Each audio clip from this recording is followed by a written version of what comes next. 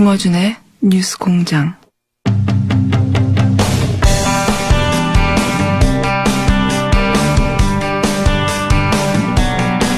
국세청의 다스 특별 세무조사에 대해서 이명박 전 대통령 측 그리고 조선일보, 자유한국당에서는 정치보복 조사라고 반발하고 있습니다. 더불어민주당 적폐청산위원장 박범계 최고위원 연결해서 이 문제 짚어보겠습니다. 안녕하세요, 의원님.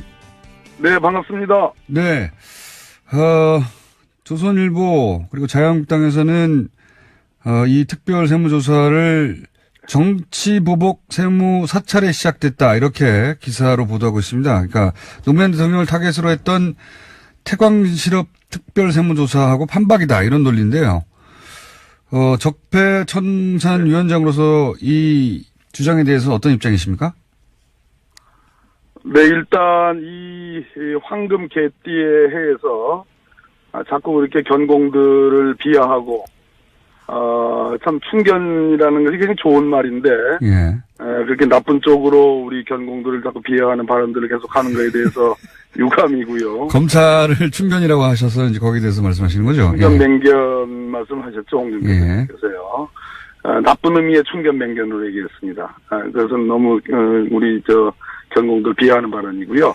이번에 정치보복 조선일보도 얘기했고 또 자유한국당에서 쭉 나오고 있는데 성과가 있다면 노무현 대통령 관련해서 국세청 서울국세청 조사 사국이 특별 세무조사한 것이 정치보복이다라는 것은 인정을 하는 것 같습니다. 이제는. 예. 그런데 이것과 지금 현재 서울지방국세청 조사 사국이 다스 본사에 대한 특별 세무조사를 하는 것을 같은 선상에서 보고 있는 것은 예.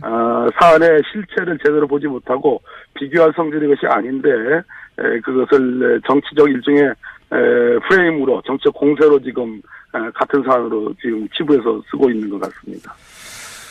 차이가 있다면 어떻게 차이가 있습니까? 간단하게 짚어주시면. 큰 차이가 많죠.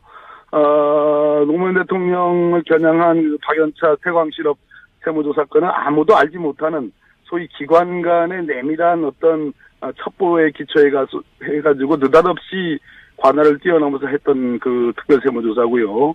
이번 다스와 관련된 다스는 누구죠? 다스는 누구 겁니까? 또 BBK 의혹, 지어 다스의 비자금 120억 등등의 여러 비자금 의혹이 지금 나오고 있지 않습니까? 그것은 다 탈세와 관련된 것이거든요. 예. 그런데 지금까지 2007년에 불거졌던 의혹이 무려 10년 이상 동안 지금까지 진상이 규명되지 않고 우리 김어준 공장장님 포함해서 많은 분들이 지금 진실을 밝히는 노력을 해왔고 지금 상당 부분 서울 동부지검과 서울중앙지검에서 수사로 진상이 밝혀져 가고 있는 상황에서 그런 상황에서 서울지방국세청에 특별세무조사가 들어간 거기 때문에 이것은 조사 요건을 다 갖춘 성숙된 조사 요건을 갖춘 그런 특별세무조사다 이런 말씀 드리는 겁니다. 알겠습니다. 네. 그런데 이제 이 특별세무조사 때 SBS가 보도한 건데요.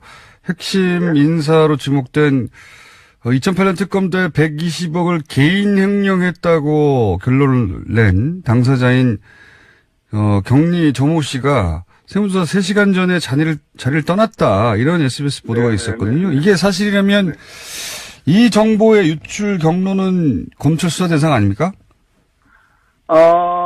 제가 보기에도 그런 측면이 있는데 그것보다도 더 중요한 것은 네. 어제자 보도에도 나오는데요. 지금 서울중앙지검 첨수 1부에서 예. 현재 그 140억 다스로 반환되어져 간 거 있지 않습니까? 네네. 그 동결 계좌에서. 김경준 씨로부터 스위스 계좌에서 나와서 다스로 넘어간 BBK 140억이요. 예. 그렇습니다. 그 문제를 MB 이명박 전 대통령의 직권남용 때 실제로 그것을 실행했던 LA 총영사 김재수를 직권남용의 피해자로 지금 보고 있는 그 수사 보도가 됐습니다. 예. 이게 어떤 의미가 있는 겁니까? 대단히 중요하죠. 그러니까 당시는 현직 대통령이었습니다. 이명박 전 대통령이.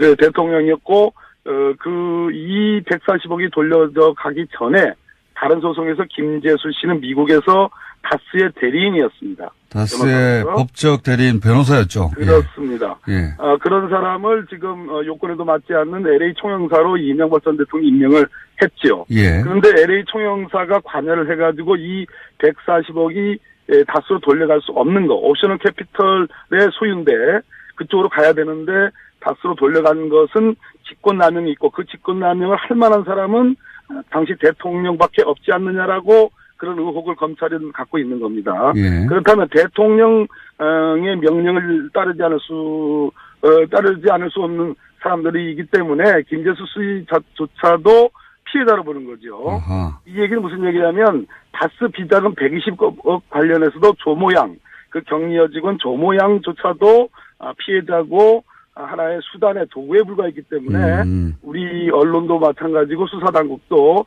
이 격리 직원 조모 씨에 대한 케어를 세심한 배려를 저는 할 필요가 있다. 그 진술이 굉장히 중요하거든요. 그런 진술입니다. 그러니까 지금 검찰의 수사 방향은 사실은 이런 당시 대통령이었기 때문에 이명박 전 대통령이 당신은 대통령이었기 때문에 직권남용을 했다면 대통령이 직권남용을 한 것이고 그렇습니다. 나머지 사람들은 대통령의 목적을 불과하고 도구에 불과했다. 네, 대통령의 목적을 달성할 때 필요한 도구에 불과했기 때문에 그들을 다 피해자로 보고 조사의 방향을 잡았다. 검찰이 이런 뜻이군요.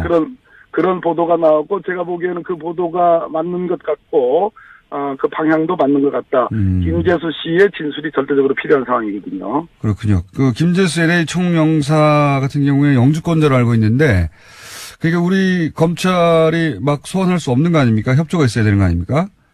그렇습니다. 김재수 씨가 자진해서 입국해서 진술해야 되는 상황인 것 같습니다. 그리고 그런 맥락에서 이 격리도 역시 그 실소유주가 지시한 것을 이행했을 뿐인 피해자로 보고 검찰이 수사할 수 있도록 언론도 그 방향에서 이런 분들을 다뤄주길 바란다 이런 말씀이시군요.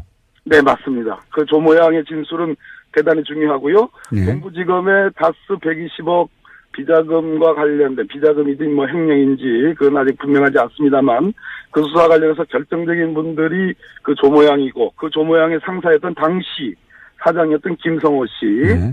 출국 금지가 됐죠. 네. 또 우리가 다스의 일반적인 뭐 형식상의 소유주로 알려져 있는 이명박 전 대통령의 큰 형인 이상은 씨 그리고 이상은 씨의 그 아들인 이동영 씨 이런 사람들의 진술들은 전 매우 중요하다고 보여집니다. 그래서 검찰도 그리고 언론도 이명박 전 대통령을 제외하고는 공범이 아니라 그 명령을 거역할 수 없었던 도구로 활용된 사람들로 보고 수사도 잡고 언론도 보도하는 게 필요한 시점이다. 그분들의 협조가 필요하니까 이런 말씀이신 것 같네요. 다만 하나 더 말씀드리면 다스 비자금 건과 관련해서 예. 이상은 그 사실 형식상의 명목상의 이제 회장. 주인이죠. 예. 이상은 회장 그리고 그 아들 실질적으로 다스의 경영에 관여했던 이동영 씨와 관련된 네. 일종의 탈세 의혹은 있습니다. 아하. 그 부분은 제가 뭐 수일 내에 밝힐 예정인데요. 그런 탈세 의혹은 있고 그것은 이상은 씨 출국 금지된 하나의 원인이 될 것이라고 저는 보고요. 이상은 씨, 이동영 씨의 진술이 바로 그 대목에서 중요한 하나의 연결고리가 될 수 있다 이런 말씀입니다. 지금 명예가 아니라 실질 회장이죠 참 명부상에. 네. 최대 주주인 이명박 전 대통령의 형 이상은 씨와 관련한 탈세 혐의는 아직 보도가 안 됐는데 곧 보도될 예정으로 알고 계신 것이고. 보도가 될는지는 모르겠습니다만 제가 저는 알고 있습니다. 그러시군요. 네. 의원님이 입수한 정보에 의하면 탈세 정보가 있고, 예, 그것은 보도될지 않을지 모르지만 탈세 정보가 있다. 그런데 지금 이제 크게 검찰은 두 갈래로 수사하고 있지 않습니까? 다스가 김경준 씨로부터 되돌려받은 스위스 계좌에 있던 140억과 그리고 2008년 특검이 찾았다가 묻어버린 120억 이렇게 두 갈래로 조사하고 있지 않습니까? 그렇습니다. 예.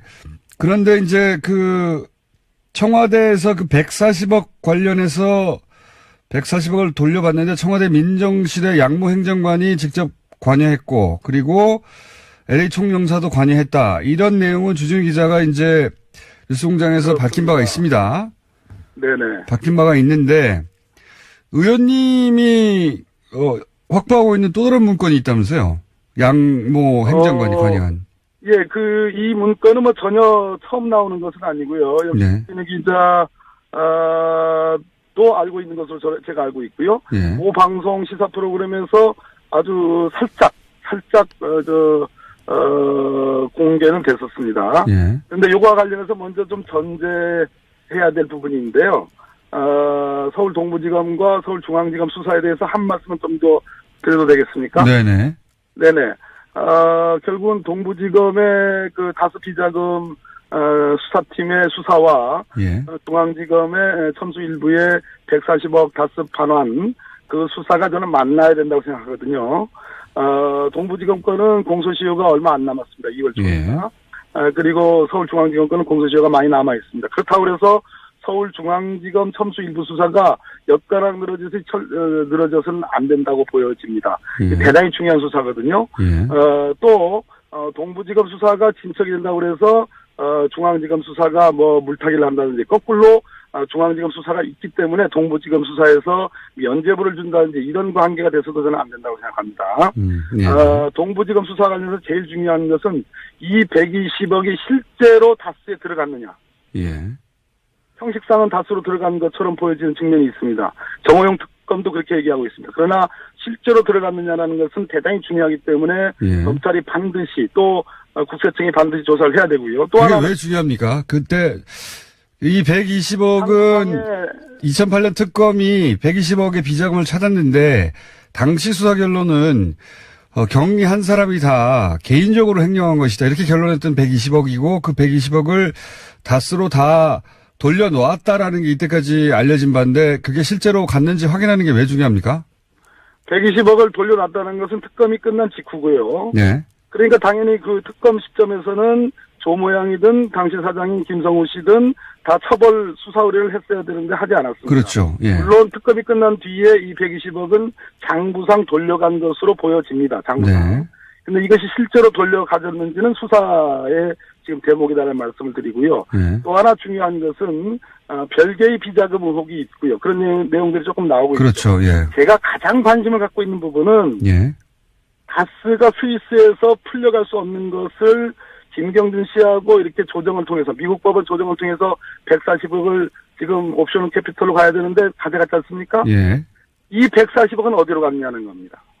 그렇게 돌아온 140억이 어디로 갔느냐? 그건 어디로 갔느냐. 이것은 대단히 중요한 문제라는 걸 말씀을 드리고요. 왜 중요합니까? 의미를 짚어주십시오.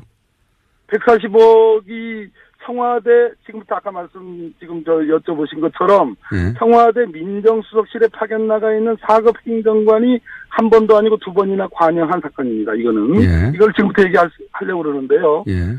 청와대 민정수석실의 4급 행정관이 관여했다면 이거는 대통령의 뜻과 혹은 예. 대통령의 가장 최측근인 민정수석의 뜻과 무관할 수가 없는 거거든요. 그렇죠. 그거는. 그 140억 그러면 돌려가서 다스 안에서 어떻게 회계 처리가 됐는지는 그것을 보는 건 대단히 중요한 일이죠. 무엇 때문에 그 무리를 해서라도 옵셔널 캐피털 피해자들의 2차 피해를 주면서까지 140억을 위법한 방법으로 돌려갔느냐. 네. 근데 그 돌려간 140억이 어디로 갔느냐. 대단히 중요하지 않습니까? 예. 그래서 지금 말씀을 좀 드리려고 합니다. 그 실소유주가 누군가하고 직접 연결되겠군요. 예. 당연한 겁니다. 예. 그래서 아까 우리 김원준 공장장께서 두 가지를 물어보셨는데 하나는 주진우 기자가 이미 공개한 예. 김경준 관련 LA 총영사 검토 요청 사안입니다. 이게 2009년에 작성된 문건이잖아요. 예. 이 문건에 아까 제가 말씀드린 민정수석실 4급 행정관 이분은 양모 행정관입니다. 예. 이분은 현직 검찰청의 사무직 고위직 종사자입니다. 현직입니까? 아, 그렇군요. 현직입니다. 예. 현직이고요. 이분이 그 모방송 시사 프로그램 인터뷰한 것에 의하면 권재진 당시 민정수석도 대략은 알고 있다. 당시 비서관에게 보고한 사안이다라고 얘기를 했습니다. 예. 예, 엄청난 얘기죠.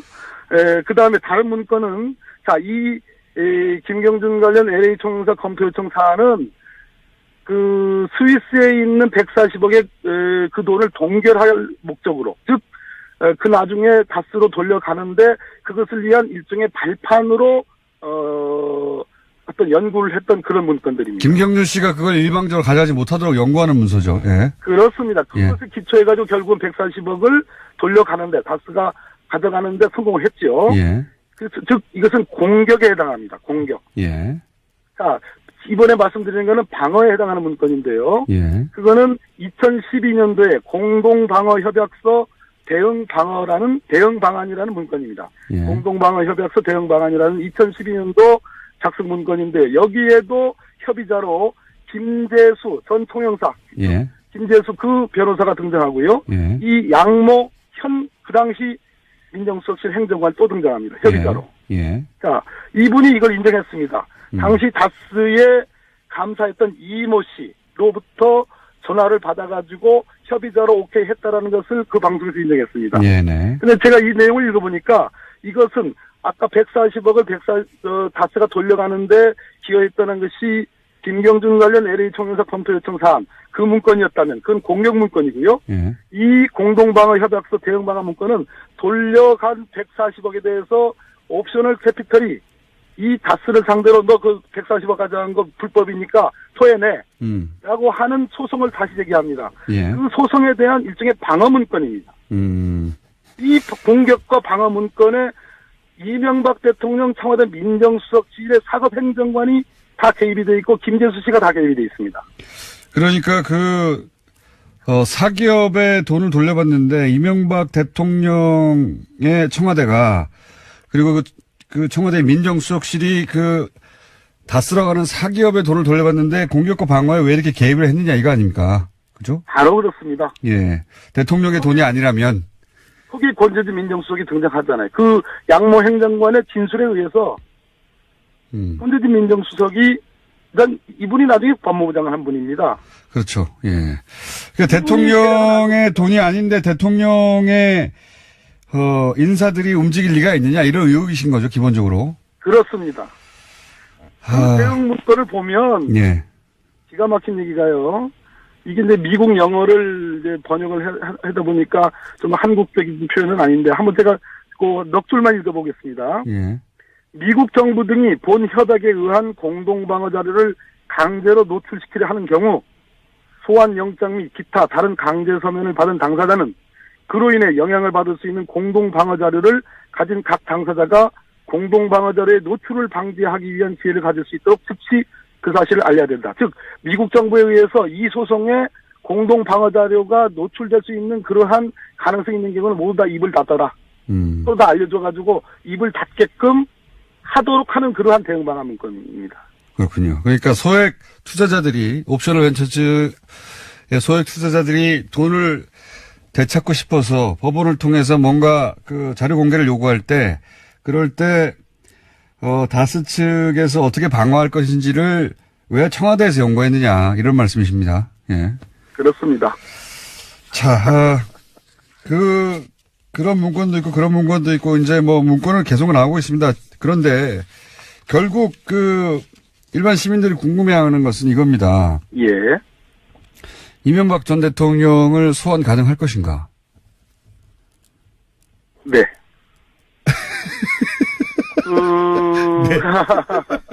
이런 얘기는 제가 여러 차례 방송을 들어서 소환을 하지 않을 수 없는 그런 네. 상황까지 와 있다. 수사의 결도로만 본다면 네.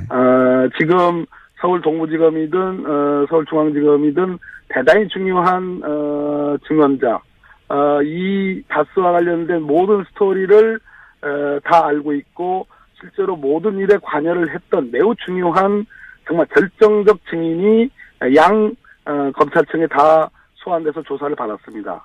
그리고 관련 자료를 다 제출했습니다. 특히 서울 동부지검 수사팀에게 간곡히 말씀드리는데요.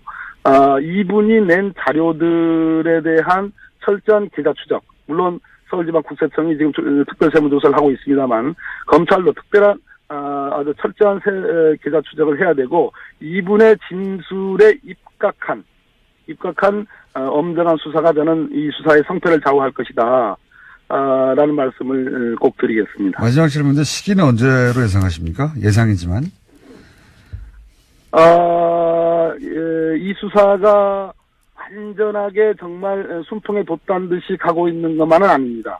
예. 비교적 긍정적인 방향으로 순조롭게 가고 있는 건 맞지만 앞으로 파도와 경랑이 몇 차례 있을 가능성이 있고 특히 언론과 우리 이 부분에 관심을 가져왔던 모든 분들, 김어준, 주진우, 또 국회의원들, 또 여러 언론들, 이런 분들이 끊임없이 감시를 해야 되겠습니다만, 검찰이 과거의 오명을 벗기 위해서는 제대로 된 수사를 해야 되고, 만약 제대로 된 수사라면은, 저는 동계올림픽 전에, 적어도, 소환할 수 있는, 단계까지는 가지 않을까 하는 그러한 예측이고, 이것은 팩트에 기초하는 것은 아니고, 제 추측일 뿐입니다.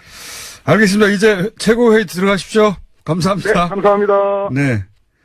최고회의를 들어가셔야 되는데, 인터뷰가 늦어져서 지각하셨나요?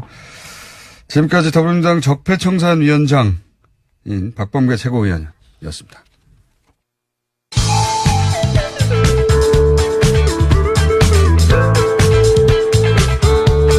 상식이 통하는 세상을 만들고 싶은 시사 요정 김어준입니다.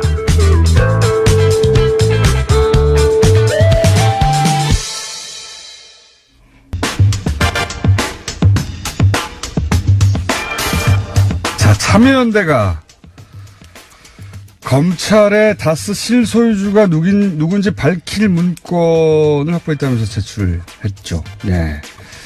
자, 이제 참여연대까지 이 다스 문제에 직접 나섰습니다. 참여연대 집행위원장 김경률 회계사님 모셨습니다. 안녕하십니까? 예, 반갑습니다. 네. 근데 뉴스에 보도된 그 결정적 문건은 제가 가만히 기사를 보니까 뉴스 공장에서 다 했던 내용인 것 같아요. 그 문건 맞죠? 예, 맞습니다. 예. 재탕 삼탕 한 셈입니다. 자, 그 문건은 검찰로 넘어갔습니다. 네. 참여연대를 통해서. 그래서 그 문건 관련된 얘기는 좀 건너뛰고 저희가 네. 지겹게 했거든요. 네. 그거 말고 회계사니까 집행위원장이시면서 동시에 회계사시니까 오늘 좀 짚어보고 싶은 부분은 회계사로서 다스 비자금 120억 있지 않습니까? 네. 예. 특검에서 발견하고도 이거 개인 횡령이라고 덮어버린 거. 네네. 요거를 이제 회계 전문가 입장에서 좀 짚어주십시오. 그리고 그 외에도 회계 전문가로서 우리한테는 안 보이는 이상한 지점들 있지 않습니까? 네네. 몇 가지 있던데. 예. 그걸 좀 짚어보겠습니다. 회계 전문가가 바라보는 다스 문제. 자, 우선 이 120억이 개인 횡령이다. 이게 왜 말이 안 되는 겁니까? 우선 이런 말씀부터 드리고 싶습니다. 그러니까 120억이 횡령에 대해서 정호영 특검이 시인한 것이 불과 한두 달밖에 되지 않습니다. 그렇죠. 예, 그 전까지 전혀 이야기하지 않고 있다가 사실 주진우 기자가 확보한 이 자료 그리고 그걸 JTBC 심상정 의원실에서 폭로하면서 이제 어떻게 보면 이제 속된 말로 빼도 박도 못하니까 인정하고 있는 셈인데요. 뉴스 공장 얘기해 주세요. 뉴스 공장. 맞습니다. 뉴스 공장에서도 계속 말씀해 주셨고 이랬을 때 이제 계속 120억을 시인하면서 정호영 특검이 시인하면서 지금 하고 있는 말씀은 무슨 말이냐면 개인 횡령이다. 일개 여직원의 개인 횡령이다. 그렇죠. 이런 말씀들을 하는데 이게 말이 안 되는 게 지금까지 처벌받고 있지 않고 회사를 다니는 것도 더군다나 말도 안 되고요. 그런 건 이제 일반인들이 생각할 수 있는 건데 회계 그렇죠. 전문가로서 볼 때 말이 안 되는 지점은 이런 부분 한번 말씀드리고 싶습니다. 비자금의 유형을 한번 두 가지로 나눠볼 수 있는데요. 하나는 회사 장부에 남기지 않는 방법이 있습니다. 이것은 개인 횡령이 어느 정도까지 가능합니다. 대우조선에서도 있었던 일개 문방구 회사와의 거래를 통해서 한 3,400억 횡령한 사건이 있었거든요. 이런 건 회사 임직원이 모르고 어느 시점까지 가능해요. 유능하네요. 네네. 예를 들어 3억짜리 물건을 사면서 30억만큼 세금 계산서를 떼어다오. 그리고 나는 30억을 송금하고 나중에 27억을 이런 돌려받는 방법. 어느 시점까지는 회사가 모르고 일개 개인이 횡령할 수 있습니다. 그런데 이 사건은 보시면은요. 그 사람은 어떻게 됐습니까? 지금 구속돼 있죠. 제 말이 그겁니다. 그것도 결국은 걸립니다. 사실 그것도 결국은. 제 말은 걸리면 당연히 금액이 어마어마하기 그렇죠. 때문에 구속될 사안인데 일단 구속이 안 된 거 가지고 저희가 계속 얘기했는데. 네네. 그런데 또 하나의 방법은 또 하나 유형은 이 사건의 유형은 뭐였냐면 정호영 특검이 이 사실을 은폐하기 위해서 무엇을 지시했다라고 지금 주장되고 있냐면 120억을 빨리 다스로 입금을 해라. 되돌려 놔라는 거죠. 되돌려 놓고 그리고 외상매출금이 회수되는 것처럼 회계처리를 했단 말입니다. 네. 이게 네.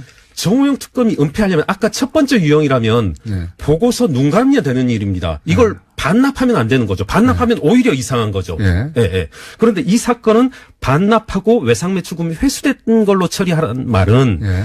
그 전에 이미 외상매출금으로 지금 이게 계상이 돼 있었고. 아, 장부에 남아 있었다. 그렇죠. 그렇죠. 예, 장부로 남아 있었고 120억은 회사의 오너가 갖다 쓴 그런 거죠. 이게 막 어렵게 조성한 게 아니라 이건 회사의 오너가 알아서 갖다 써버리면 이렇게 발생하는 유형입니다. 예, 예. 외상으로 쳐놓고 나중에 외상을 계속 안 받는 거죠. 그렇죠. 그렇죠. 예. 예, 예. 받을 수가 없는 거죠. 예. 예, 예, 예. 이런 유형이기 때문에 이거는 오너만이 할 수 있는 유형이고 또 아하. 어떤 것이냐면 외상매출금 받을 수 있는 것처럼 해야 되니까 지금 이제 다스 같은 경우에는 다스 CRH라고 하는 미국 현지 법인의 외상매출금으로 계상을 했거든요. 그럼 미국 현지 법인과 이렇게 공모를 해야죠. 회계사들이 채권세무조회서를 보낼 때 맞다고 해달라. 너희들이 원래는 우리한테 줄 게 20억인데 회계사들이 140억이라고 보낼 거야. 우리 장부에 그렇게 돼 있기 때문에. 그러면 그때 맞다고 대답해달라. 이렇게 하려면 이건 회사 고위층 간의 어떤 그렇죠. 협상 이런 것들이 경리가 아니죠. 미국 법인회사 오너한테 그렇게 말할 수는 없죠. 그렇죠. 네. 아하. 회계사만이 볼 수 있는 부분이네요. 그거를 저랑 주진우 기자랑 안홍구 청장님이 얘기하다 보니까 회계사가 아니다 보니까 짚어내지 못했습니다. 아주 명쾌합니다. 이건 장부상 남아있기 때문에 개인이 혼자 할 수 없는 일이다. 네, 맞습니다. 네, 이거는 실소유주가 돈을 외상 처리하고 빼먹은 건데 네. 빼먹었다 도로 돌려놓은 거죠. 그렇죠. 그렇죠. 네. 은폐하기 위해서. 아하. 그렇기 때문에 이거는 여직원 혼자 정호영 특검도 회계사가 아니다 보니까 그런 점은 생각을 못 했나 보네요. 자, 이거는 어떻습니까, 그러면? 차명 보유한 120억 원을 이제 다스 법인 계좌로 회수했어요. 네. 결국은. 네. 회수했는데, 이 과정에 또 수상한 내역이 있다. 자세히 들여다보면. 네. 이제 지금은 그건 혼자 할 수 없다는 얘기를 한 것이고 회수 과정에 이상한 지점이 있다라고 하셨는데 그건 뭡니까? 여기 이곳에서 뉴스공장에서 처음 얘기하는 건데요. 네. 지금 정호영 특검의 지시에 의해서 17명 43개 계좌에 있던 120억이 예. 2012년 2월을 기점으로 해서 이렇게 들어옵니다. 예. 돈이 들어오는데요. 예. 이때 43개 계좌에 남아있던 게 다 만기 이전에 달하는 정기예적금이 꽤 있습니다. 만기가 안 된. 네네네. 그러면 소리가 나잖아요. 예, 평소에 이제 꼼꼼하기로 소문난 모 씨의 이제 심정은 어떻겠습니까? 이걸 성명불상자 말씀하시는 거죠? 성명불상자는 지금 넣기는 아까운 거죠. 왜냐하면 그렇게 되면 이자 소득을 잃게 되니까. 그렇죠. 예. 그래서 제가 캠코를 통해서 입수한 계정별 원장을 꼼꼼히 한번 봤습니다. 저도 역시 2월 13일 날 120억이 바깥에서 다스로 입금이 되는데 하루 전인 2월 12일 날 수상한 통장의 흐름이 있습니다. 뭐냐면 다스에서 회사 직원인 손모 과장에게 약 40억이 입금이 됩니다. 그리고 개인에게요? 네네. 회사에서 개인에게? 예. 회사 직원인 손모 과장에게 40몇억 원이 입금이 되는데 뭐라고 쓰여져 있냐면 현대자동차 자재대금이다 이렇게 되어 있거든요. 자재대금을 왜 개인한테 줍니까? 그렇죠. 예? 줄 이유가 없는 거죠. 그렇죠. 네. 자재대금을 현대자동차 직원한테 줬다고 해도 이상하지만 다스 그렇죠. 직원한테 무슨 현대자동차 대금을 줍니까? 어쨌든 말이 안 되는 거죠. 예. 그리고 또 하나는 그러니까 그것도 이상하지만 같은 날 현대자동차가 다스에게 시트 입금합니다. 그러니까 현대자동차가 다스한테 120억 가량을 줘요. 예. 그러니까 제가 드리려는 말씀 뭐냐면 현대자동차가 다스한테 120억을 주는데 그날 당일날 다스가 현대자동차에게 줘야 될 돈이라고 하면서 40억을 개인 직원한테 준단 말입니다. 이건 말이 안 되는 거죠. 앞뒤가 전혀 안 맞는데요. 현대자동차가 바보가 아닌 이상은 120억 줄 돈 있고 40억 받을 돈 있다라면 상계하는 거죠, 서로. 그렇죠. 80억만 주고 오늘 계산 끝났다. 줄 거 받을까 하고. 네. 그래야 되겠는데. 네. 그래야 되는데 현대자동차에 줘야 될 돈이라면서 40몇 억이 지출이 되죠. 네. 그런데 이와 같은 현금 흐름. 다스가 현대자동차에 줘야 될 대금이라면서 2월 12일 날. 손모 과장에게 주는 거. 그리고 이렇게 현대자동차는 다스에게 주는 이와 같은 흐름이 이달 한 번만 있습니다. 다른 땐 또 그러지도 않아요. 네. 네. 이게 정상적인 흐름이 아니니까. 절대 아니죠. 이게 무슨 의미입니까? 제가 봤을 때는 예. 그래서 이때 이 손모 과장에게 입금한 금액은 다음 날 2월 13일 날 손모 과장이 다스에 이 17명의 계좌 이름으로 입금했을 가능성이 있지 않나 이렇게 추측됩니다. 그게 어떤 의미죠? 돈이 아까우니까요. 예. 이자는 아까우니까. 지금 거기에 몇 개 계좌들이 한 10여 개 계좌들이 예. 5월 달이 만기입니다. 그런데 특검은 2월 13일 날 14일 날 입금하라고 했단 말입니다. 예. 근데 그게 아까운 거죠. 그러니까 만기로 내버려 두고 그렇죠. 그 계좌들은 만기가 될 때까지 내버려 두고 네. 요 돈으로 그렇죠. 요 돈으로 120을 만든 거군요. 그렇게 추측됩니다. 현재는. 예, 참 이게 통장 계좌라든가 그다음 뭐 검찰의 수사로 밝혀질 수 있는 내용입니다. 그러니까 그 정기 적금의 이자를 다 받아내려고 그렇죠. 예. 이해 가셨는지 모르겠는데 저는 지금 방금 이해했습니다. 무슨 얘기냐면 한꺼번에 검찰은 2월 13일 날까지 한꺼번에 다 해지하라고 했는데 그럼 120억이 들어와야 되잖아요. 네. 근데 그중에 일부는 맞습니다. 만기가 아직 안 된 거예요. 예. 그러니까 120억을 현대 쪽에서 받았나요, 그러면? 120억을? 근데 이 현대로부터 받은 돈은 예. 이게 정상적인 그 매출에 대한 그 대금인 것 맞는 것 같습니다. 하필이면 또 120억인데. 예. 그런데 이제 이 돈 중에 일부를 이제 빼서 17명의 이름으로 입금을 해야 되니까 네. 손모 과장에게 보내고 난 다음에 손모 과장은 그것을 뭐 다른 이름 찍히게 가능하거든요. 손모 과장이 그 40몇 억을 어떻게 처리했나를 검찰에 확인하면 금방 알겠네요. 그렇죠. 네. 네. 네. 그 이자가 아까워서 47억을 손모 과장한테 줘가지고 그 돈을 만기를 채우도록 네. 처리하는 데 그렇게 썼을. 추측됩니다. 네. 현재까지의 자료는. 그러면 왜 이렇게 계좌를 많이 분산시켰을까요? 그 이유는 이렇습니다. 여러 가지 이야기들이 있는데요. 네. 이것도 상당히 이 부분은 한번 짚고 넘어갈 필요가 있는데 이 17명 43개 계좌라고 하는 게 이게 쉬운 일은 아닙니다. 그렇죠. 네. 이게 상당히 조직적이고 상당히 또 깊은 지식이 있어야만 가능한 담당자가 거거든요. 확실히 있어야 되는 거 아닙니까? 그렇죠. 네. 네. 이거 역시도 이제 사실 일 개인이 여직원이 할 수 있는 개인의 일을 넘어서고요. 네. 말씀하신 이제 질문에 대한 답변을 드리면 이게 그렇습니다. 17명 43개 계좌를 보면은 모두 다 10억 미만으로 이렇게 되어 있습니다. 딱 한 명만 이제 11억, 뭐 10억 7천만 원 이 정도이고요. 네. 이게 뭐냐면 그 예적금이 10억을 넘게 되면은 당시의 이자율을 4% 안팎이라고 본다라면 4천만 원 연간 이자 소득이 4천만 원을 넘게 됩니다. 그렇게 되면 이자 소득이 연간 이자 소득이 4천만 원이 넘게 되면 금융소득 종합과세가 이분에게 적용이 되거든요. 17명에게. 그럼 이게 이제 주목해야 될 건 뭐냐면 금융소득 종합과세로 인해서 세금을 두들겨 맞는 것은 별로 두렵지 않습니다. 그렇게 크지 않습니다. 제가 1년에 이자 소득이 5천만 원 발생했다고 해서 그 이자를 종합소득세를 더 내냐? 별로 내지 않습니다. 다만 뭐가 문제가 되냐면 김경률이 연간 이자 소득이 5천만 원이 있다라고 하면 세무서에서 보기에 그런 거죠. 아, 김경률은 애는 예적금이 약 20억 정도가 있다. 그러면 애가 김경률이 20억이 있으려면 과거 한 5년 정도의 소득을 한번 보자. 근로소득 쭉 한번 봤더니 연간 4천만 원, 5천만 원, 4천만 원, 5천만 원. 애는 그러면 좀 설명해야 될 필요가 있고 애가 직접 네, 어떻게 20억을 만들었지? 설명을 받아야 되겠다. 이런 거죠.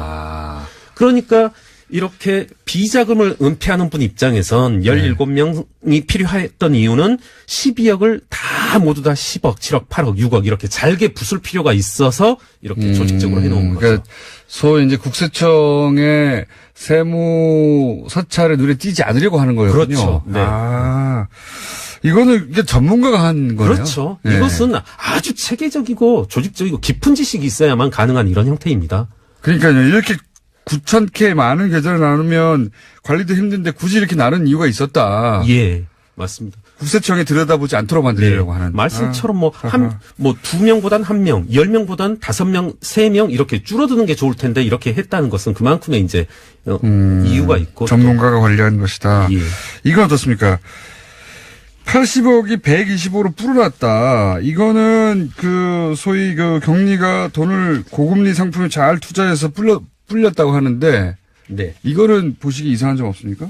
이게 지금 아까 이제 제가 120억 계좌에 대해서 그 정호영 특검이 아주 최근에 인정을 했고 80억이 120억이 됐다. 이게 누구에게서 맨 처음 나왔나 하고 제가 좀 검색도 해보고 고민도 해봤는데 지금까지는 정호영 특검 측에서 나온 말로 보입니다. 그런 것 같아요. 네네네. 네. 그런데 이게 말이 되질 않고요. 우선 80억이 120억으로 예적금의 형태로 관리돼서 불었다. 이거 말도 안 되고요. 예금 적금으로 80억이 120억이 되면 다 예금 적금 들죠. 그렇죠. 네. 주식하지 않죠.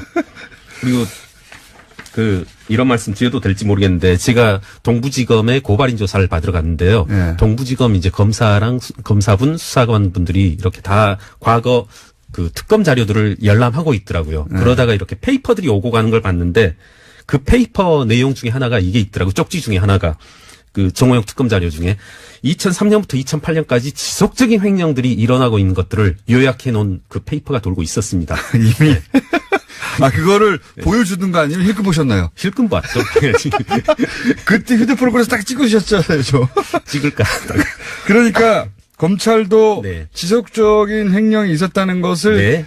이미 정호영 특검 때부터 알고 예, 있었다? 알고 있었습니다. 네. 네. 그거 알겠죠, 당연히. 예.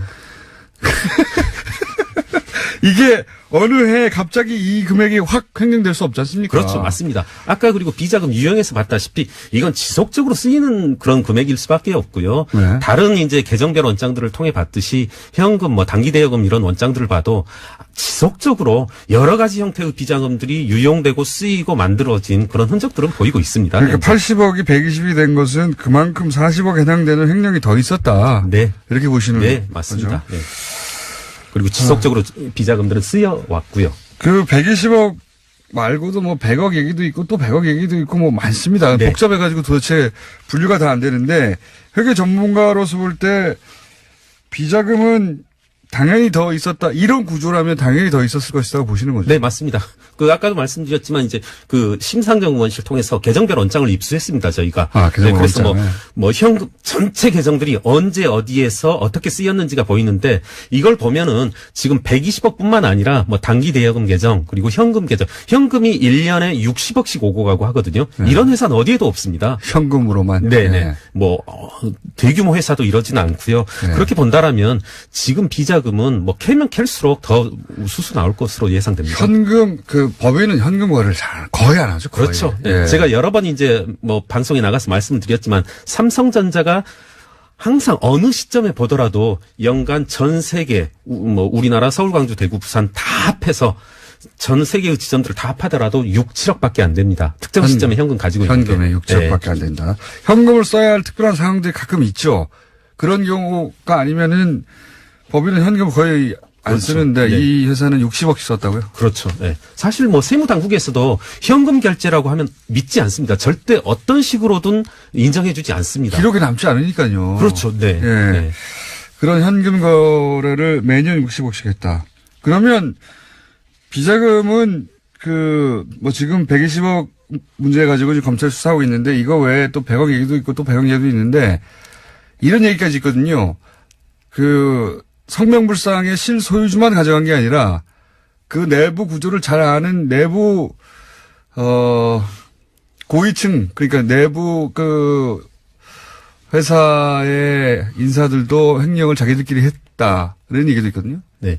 그럴 가능성도 내부 통제가 워낙 허술했기 때문에 많은 비자금이 조성되었을 이제 개연성이 있고요. 또 말씀하신 그런 개연성도 충분히 있을 것 시기하면서 같습니다. 자기들끼리 해먹기도 했다는 거죠. 그렇죠. 네. 네. 그럴 수 있는 구조였습니까? 여기가? 네네. 그러다 보니까 예. 지금 공부를 계속하고 계시죠. 맞습니다. 주진우 기자께서 자료를 안 주셔서 공부는 하고 싶어요. 그래요? 네. 제가 일부러 안 주는 게 아니군요. 게을러서 그래요. 저한테 요청하세요, 제가. 주진우 기자 자료를 검찰에 이것이 결정적 자료라고 제출하신 거군요. 네네, 맞습니다. 네. 작년 9월부터 저희가 여기 들고 와서 떠들었는데, 저기 막 출력해서 돌아다니고 있었는데, 뉴스 검색에. 오늘 여기까지 하고요. 앞으로 자주 모셔야 될 것 같습니다. 예. 네. 지금까지 참여연대 집행위원장 김경률 회계사였습니다. 감사합니다. 반갑습니다. 감사합니다. 내일 뵙겠습니다. 안녕.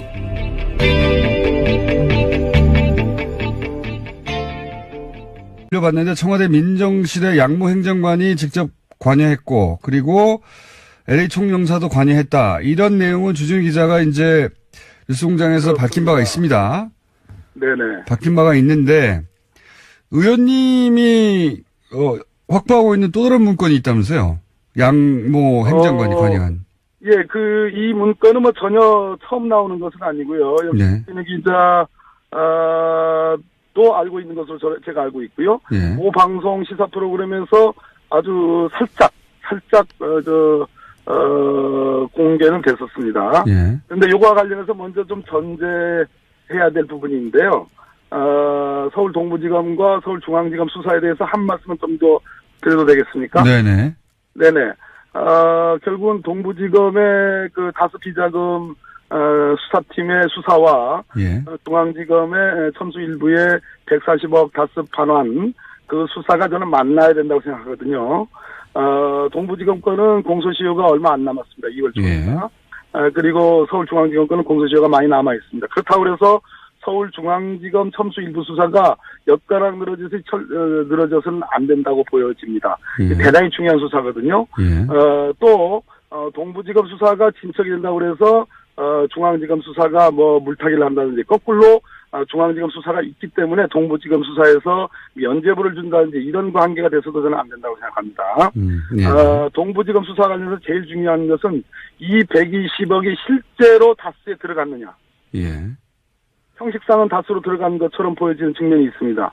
정호영 특검도 그렇게 얘기하고 있습니다. 그러나 실제로 들어갔느냐라는 것은 대단히 중요하기 때문에 예. 검찰이 반드시 또 국세청이 반드시 조사를 해야 되고요. 또 그게 하나 왜 중요합니까? 그때 이 120억은 2008년 특검이 120억의 비자금을 찾았는데 당시 수사 결론은 경위 한 사람이 다 개인적으로 횡령한 것이다. 이렇게 결론했던 120억이고 그 120억을 다스로 다 돌려놓았다라는 게 이때까지 알려진 바인데 그게 실제로 갔는지 확인하는 게 왜 중요합니까?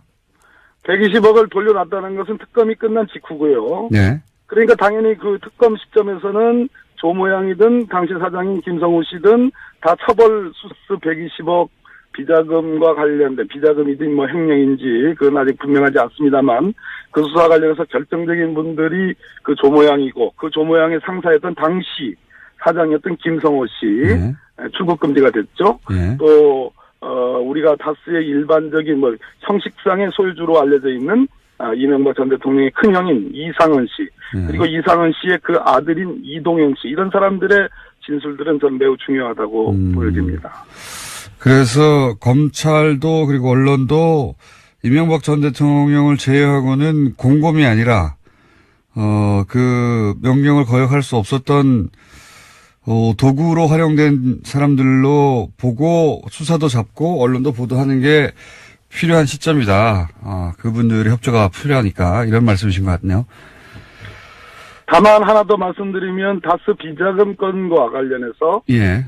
이상은 그 사실 형식상의 명목상의 이제 회장. 주인이죠. 예. 이상은 회장 그리고 그 아들 실질적으로 다스의 경영에 관여했던 이동영 씨와 관련된 네.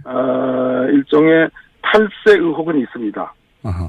그 부분은 제가 뭐 수일 내에 밝힐 예정인데요. 그렇습니까? 그런 탈세 의혹은 있고 그것은 이상은 씨 출국 금지된 하나의 원인이 될 것이라고 저는 보고요. 이상은 씨, 이동영 씨의 진술이 바로 그 대목에서 중요한 하나의 연결고리가 될 수 있다 이런 말씀입니다. 이상은 지금 명예가 아니라 실질 회장이죠, 참 명부상에. 네. 최대 주주인 이명박 전 대통령의 형 이상은 씨와 관련한 탈세 혐의는 아직 보도가 안 됐는데 곧 보도될 예정으로 알고 계신 것이고.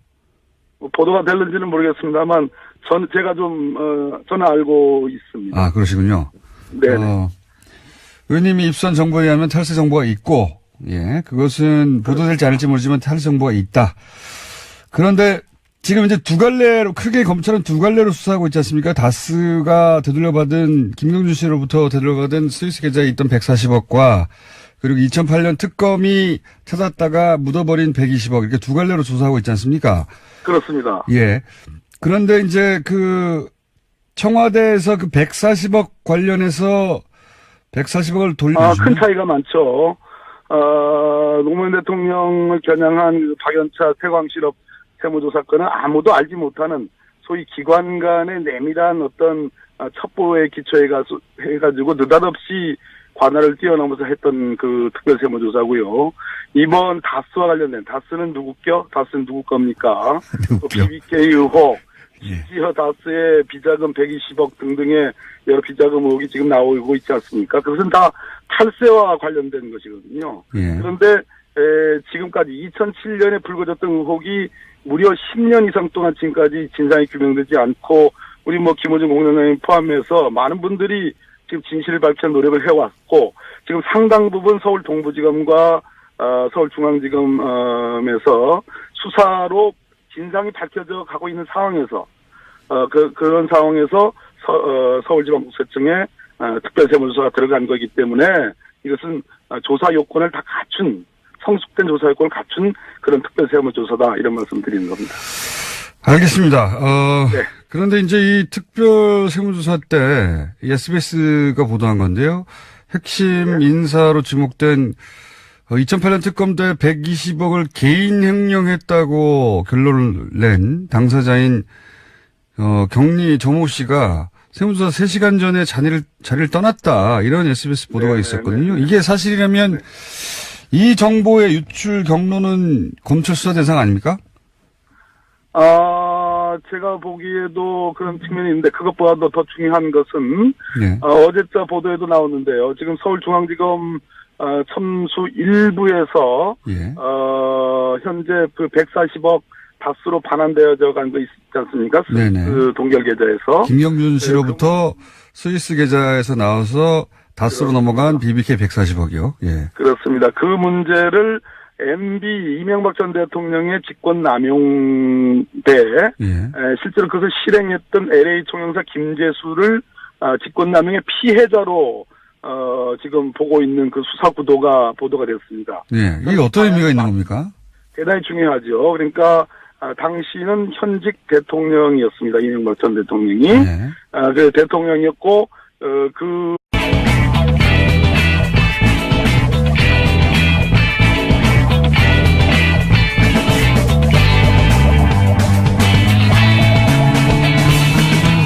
김어준의 뉴스공장.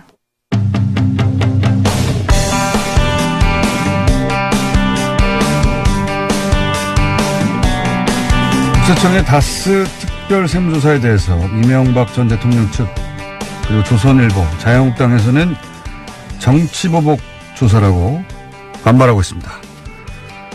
더불어민주당 적폐청산위원장 박범계 최고위원 연결해서 이 문제 짚어보겠습니다. 안녕하세요, 의원님. 네, 반갑습니다. 네. 조선일보 그리고 자유한국당에서는 이 특별세무조사를 정치보복 세무 사찰에 시작됐다 이렇게 기사로 보도하고 있습니다. 그러니까 노무현 대통령을 타겟으로 했던 태광실업 특별세무조사하고 판박이다 이런 논리인데요. 적폐청산위원장으로서 이 주장에 대해서 어떤 입장이십니까?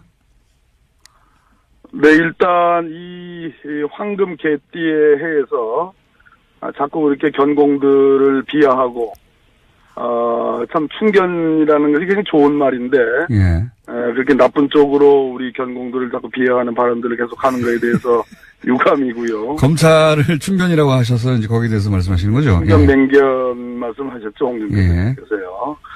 나쁜 의미의 충견 맹견으로 얘기했습니다. 그래서 너무 우리 견공들 비하하는 발언이고요. 이번에 이 정치보복 조선일보도 얘기했고 또 자유한국당에서 쭉 나오고 있는데 성과가 있다면 노무현 대통령 관련해서 서울국세청 조사 사국이 특별세무조사한 것이 정치보복이다라는 것은 인정을 하는 것 같습니다. 이제는. 그런데 이것과 지금 현재 서울지방국세청 조사 사국이 다스 본사에 대한 특별세무조사를 하는 것을 같은 선상에서 보고 있는 것은 사안의 실체를 제대로 보지 못하고 비교할 성질의 것이 아닌데 그것을 정치적 일종의 프레임으로 정치적 공세로 지금 같은 사안으로 지금 치부해서 쓰고 있는 것 같습니다. 차이가 있다면 어떻게 차이가 있습니까? 간단하게. 이 140억이 돌려져 가기 전에 다른 소송에서 김재수 씨는 미국에서 다스의 대리인이었습니다. 다스의 변호사로서. 법적 대리인 변호사였죠. 그렇습니다. 예. 그런 사람을 지금 요건에도 맞지 않는 LA 총영사로 이명박 전 대통령이 임명을 했죠. 예. 그런데 LA 총영사가 관여를 해가지고 이 140억이 다스로 돌려갈 수 없는 거, 옵셔널 캐피털의 소유인데 그쪽으로 가야 되는데 다스로 돌려간 것은 직권남용이 있고 그 직권남용을 할 만한 사람은 당시 대통령밖에 없지 않느냐라고 그런 의혹을 검찰이 갖고 있는 겁니다. 예. 그렇다면 대통령의 명령을 따르지 않을 수 없는 사람들이기 때문에 김재수 씨조차도 피해자로 보는 거죠. 아하. 이 얘기는 무슨 얘기냐면 다스 비자금 120억 관련해서도 조모양, 그 격리 여직원 조모양조차도 피해자고 하나의 수단의 도구에 불과했기 때문에 우리 언론도 마찬가지고 수사당국도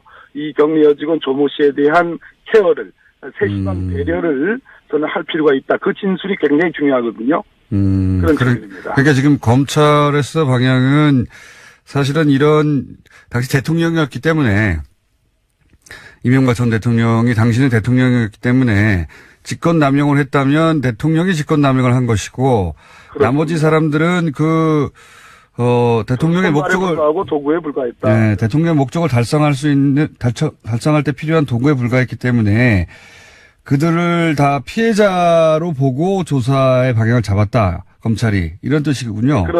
그런 보도가 나왔고 제가 보기에는 그 보도가 맞는 것 같고 그 방향도 맞는 것 같다. 김재수 씨의 진술이 절대적으로 필요한 상황이거든요. 그렇군요. 그 김재수 LA 총영사 같은 경우에 영주권자로 알고 있는데 그러니까 우리 검찰이 막 소환할 수 없는 거 아닙니까? 협조가 있어야 되는 거 아닙니까? 그렇습니다. 김재수 씨가 자진해서 입국해서 진술해야 되는 상황인 것 같습니다.